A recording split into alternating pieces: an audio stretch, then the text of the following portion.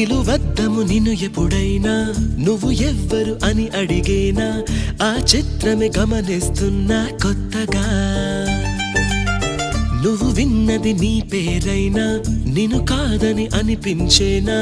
ఆ సంగతి కనిపెడుతున్నా వింతగా నీ కన్నుల మెరిసే రూపం నాదేనా అనుకుంటున్నా నీ తేనెల పెదవులు పలికే తీయదనం నా పేరేనా అది నువ్వే